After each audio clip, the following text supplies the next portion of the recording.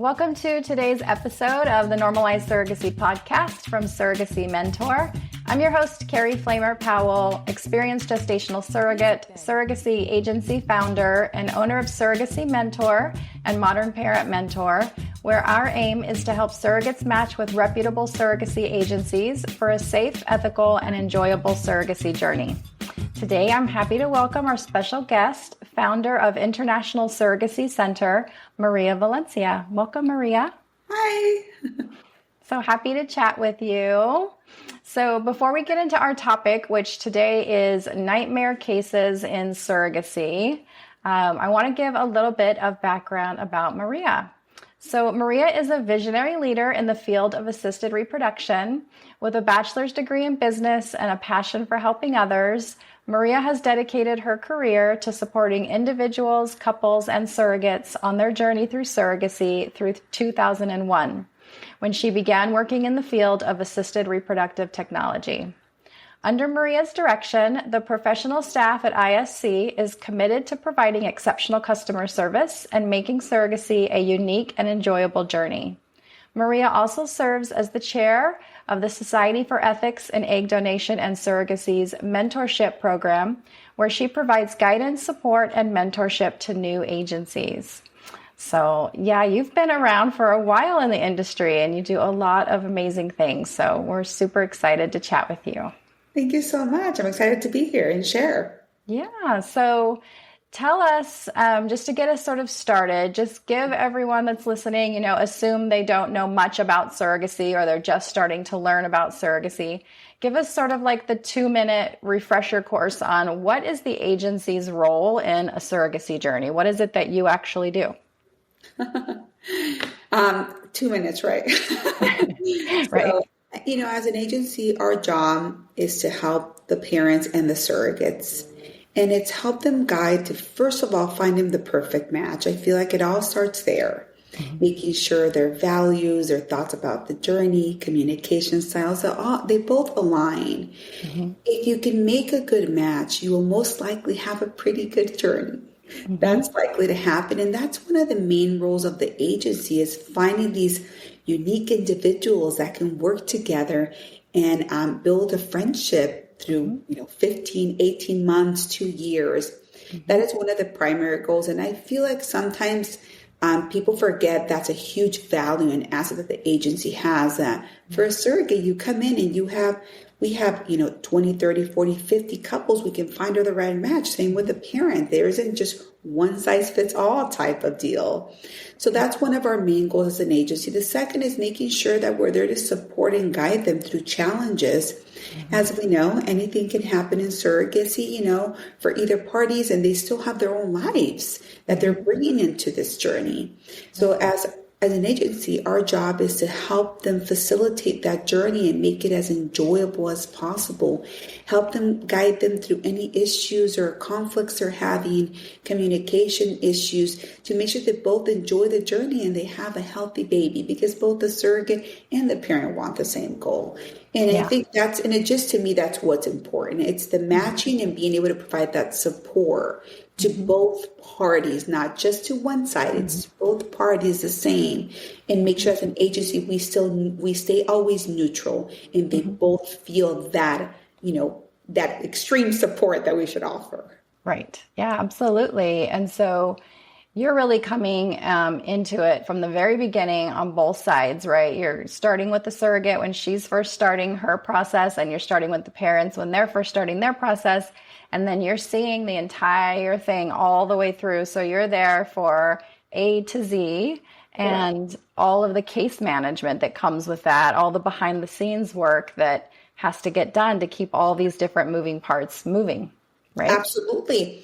And I do feel that and I felt this maybe in the last year or two, I feel like sometimes there's people that don't value the agency's role and how important that is. Mm-hmm. And that to me makes me, obviously makes me a little sad, but also I feel like they just don't understand. Yeah. They just don't get it. That of course, everything will be great when things are great, but things happen. Everybody's a human, and there could be issues, not even issues that you caused, something that happened in your life that, was life-changing and affected the journey. And those things are what an agency's for, to help support your lawyer, case manager, that all the parties to help guide you mitigate these, normal life changes and issues that can happen. So it does. I feel like that's an important thing to say, is how the agency's role is so important. Of course, there's good and bad agencies like in every business, of course. And that's why I appreciate so much that there's some, an organization like Seeds, that we can all be held accountable for our actions and how we're behaving. Right. So that's a good segue into what we're talking about today, which is that when things are great, they're great. But things don't always go great, right? Because we're talking about humans who have lives and families and jobs, and we're talking about uncontrollable factors where, we all can do our best, right? But then at the end of the day, we just sort of hope that all of the pieces fall in place and that all of the medical processes work out, and they don't always. So tell us about a case that you would consider a nightmare case that you've experienced as an agency owner.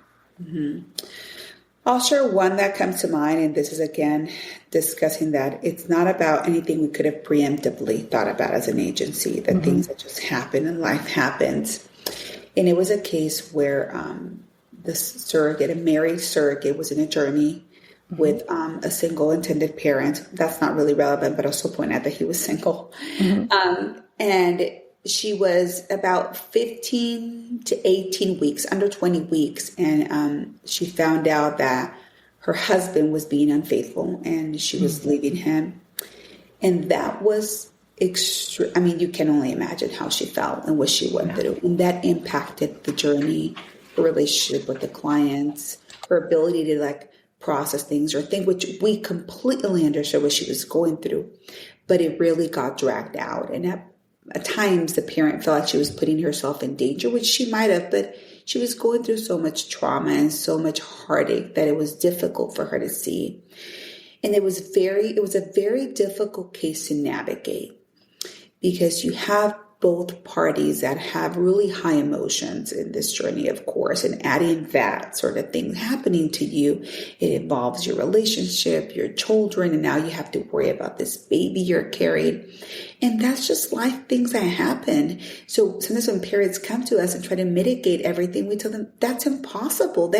We're humans, things happen. And we supported the surrogate as much as possible, because we understood what she was going through, and we had to be compassionate through her and understand that she wasn't thinking rationally. She was so emotional. It was so difficult for her. So it got dragged out for about 2-3 months.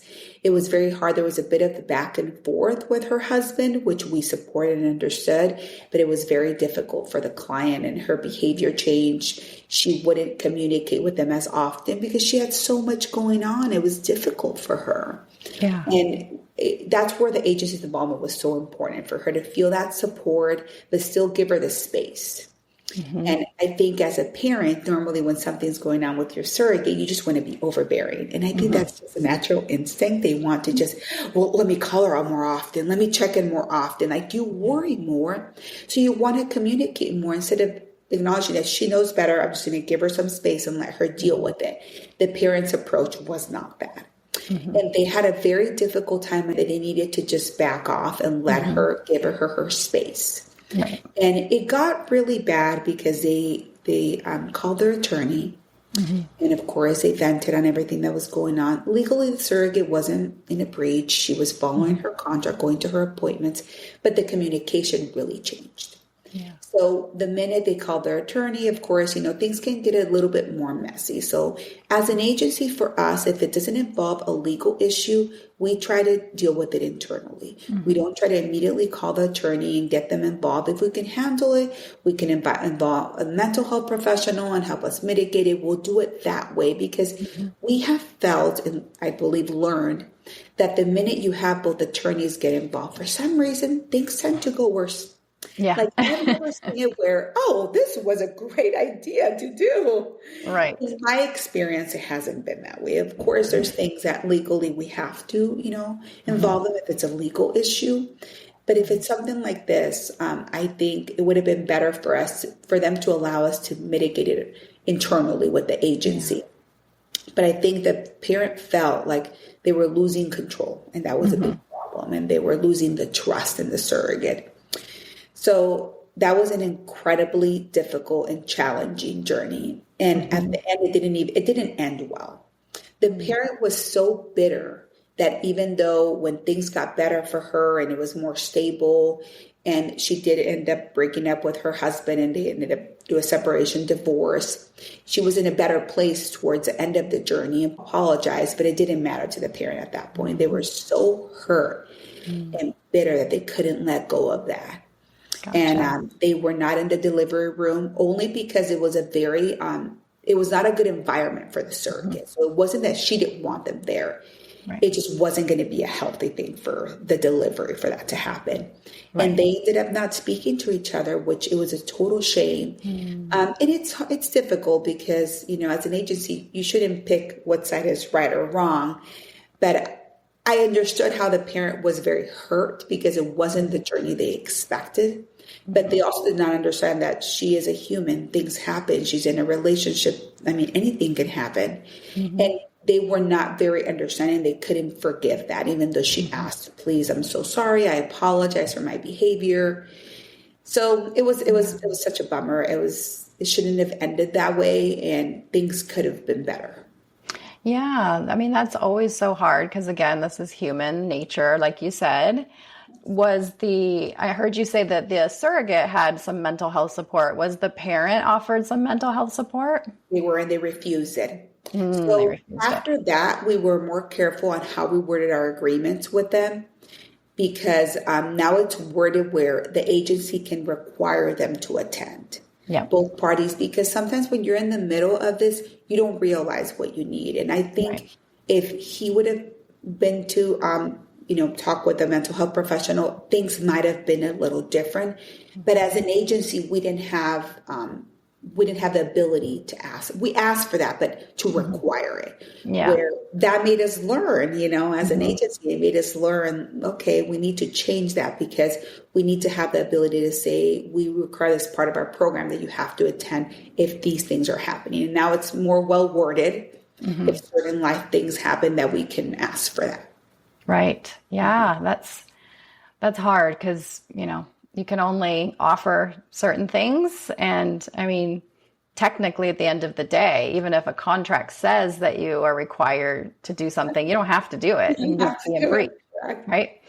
But we hope that as an agency, you can offer these resources and that they're accepted and that it helps get you to the other side of the situation. But like you said, it doesn't always happen.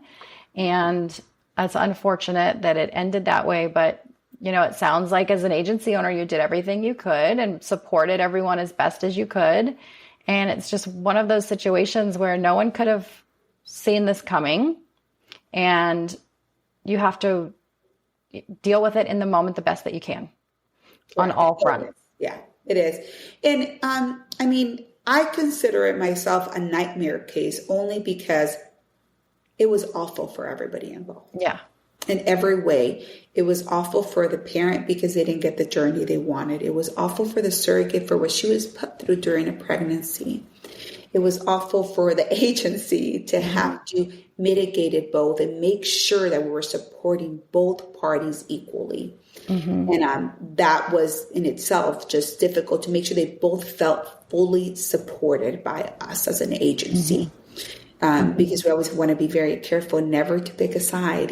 That's not our job here. It's not to pick a side. And I think that's something that's not discussed enough as an agency. I think every party feels like you're picking the other's side, and that's not true. I mean, a good agency, as you know, will stay neutral and will support their client and their surrogate the same way. Right. Definitely. Your nightmare case reminds me of one I had as an agency owner where we had a surrogate who went through all the screening. Everything was great, passed psych, had a great psych with her husband, and we matched. And right as she was entering legal, she found out that her husband had basically been living a double life and was not only cheating, but was on drugs. And he showed up one night at the house, high on drugs. And she's like, what is happening? Like her whole life literally exploded. Nobody saw it coming. There were no signs. It didn't get caught by the mental health professionals, didn't get caught in any background checks. He'd never been in trouble. Like nobody could have seen this coming, right? But long story short, she unmatched, she dealt with her life situation, and she actually came back to our agency 2 years later after she divorced, after she was through everything legally, emotionally, everything was stable again in her life 2 years later. And she actually ended up having a successful journey because surrogacy was still something she wanted to do. But it's one of those things where you could do everything right and life could shock you and surprise you. And you just have to do the best thing you can do in the moment and deal with it as much as you can. And obviously that assumes that we're doing all the right things up front to catch these things as much as we can, right? But yeah, I think we've all had a situation where something just shocked us and we're like, okay, what do we do now to pick up the pieces? Right. And that's where I think people, fail to realize how important it is to have an agency. Mm-hmm. And that's why it makes me so sad when someone will value the agency's role. And well, everything's going to be great as long as there's no problems. Absolutely. And that's life in general, right? Right. It's like, what happens when there is a problem? Who is going to be there to help support you through these difficult challenges of a journey that you've never experienced? Like who, for both, I'm not just saying it for the parent, I'm saying it for the surrogate too. What if life things happen with your child, with a family member, with your spouse, with your job that you weren't expecting? And now you have this journey and parents that were feeling a certain way that you have nobody there to help mitigate all this. Right. Yep. You have to really go into it almost expecting things to go wrong and doing everything you can to prevent them from going wrong. But you almost have to, I always tell people, like, just expect that there are going to be bumps in the road. It's just going to happen. Let's just do our best to make them like little bumps and not huge bumps. Absolutely. And I agree with you on that. When we have a parent and we're talking about the journey and the next steps, we always make sure to remind them this. And for some reason, it really shocks them every time when we say, this could happen. Like, what do you mean? Because they always have this image. Oh, if I pick a married surrogate, nothing's going to happen. Right. Things could happen. Yeah. Or if I pick a single surrogate, she doesn't have to deal. What if she meets somebody? She could meet the love of her life mid-journey. Right. Those things could happen. And that's just something you're going to have to deal with. That's part of the journey. So we do the same, Carrie. We actually tell them the worst things that could exactly what could happen either way, because they have this idea in their head that if I do this one thing, everything will be okay. And that's not correct. Right.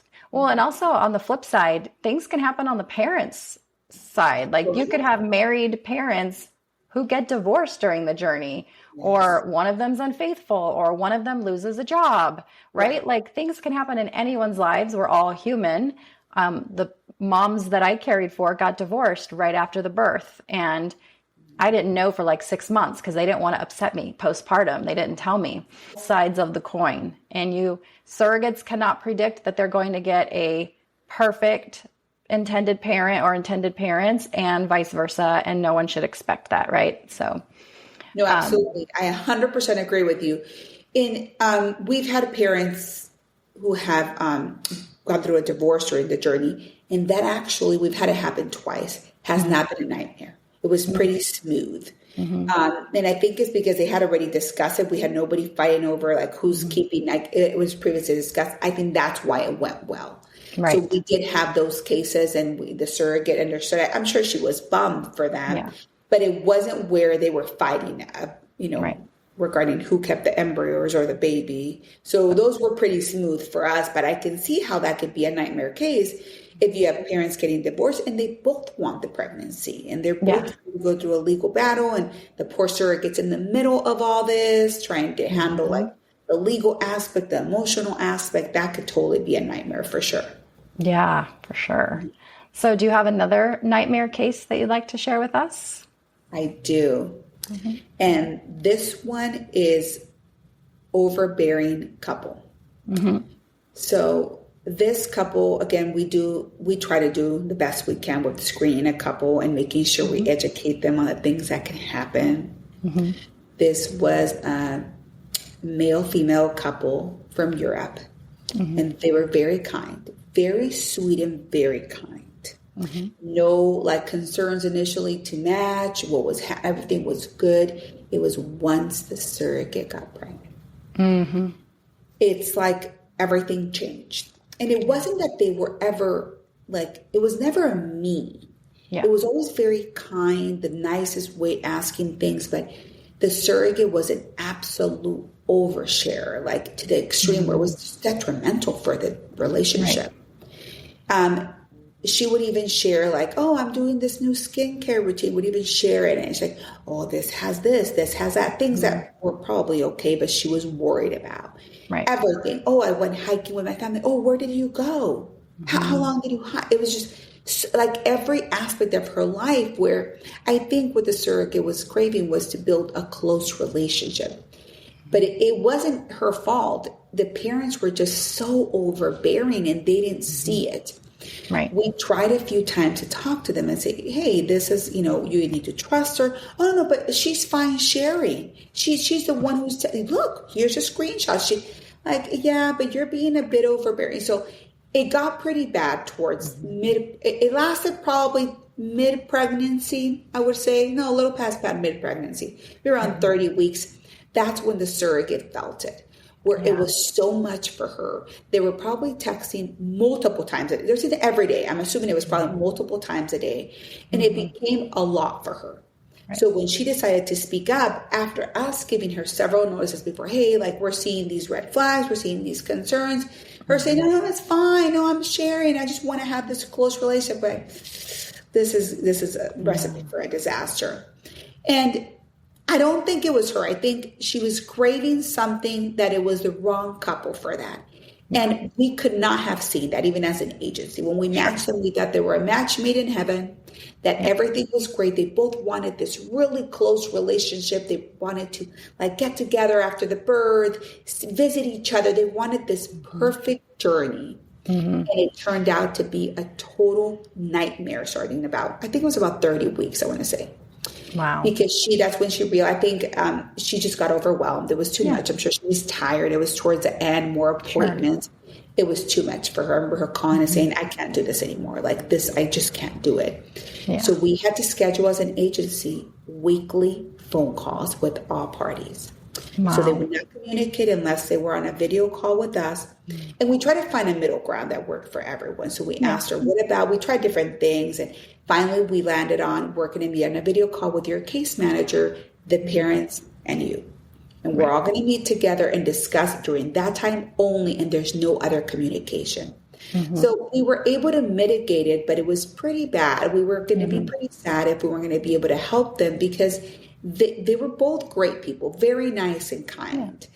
But it was just becoming a total nightmare. And it's sad because you would have asked me initially, I would have said, oh, this is great. This is a perfect match. Goodness. Couldn't have been better. Their match meeting was great. We have them do a group session with the mental health professional. It was fantastic. They were both on the same page. They wanted the same things. It was wonderful. And it ended up being a nightmare. So we were able to mitigate it with that weekly ones, but I don't think either parties ever felt like it was good. Like it was good enough, I guess. Yeah. At the end, they ended up not having a relationship once the baby was born. Yeah. So we had them meet every week, but I felt like both parties felt it was awkward. It was awkward. It was more like a business transaction at that point. We were just trying to make it work for everybody. She felt like she had lost that connection with them. They felt like they were not really involved with the pregnancy. Even though we made it work, it still wasn't great. Yeah. And that was very, very disappointing. I think as an agency and for the case managers, they take that very hard because they want to have good journeys. They want everybody to enjoy the process and be able to look back and say, wow, I had a great journey and I have this great relationship. Right. About, I would say 98% of our journeys go great, and they all end with a good relationship.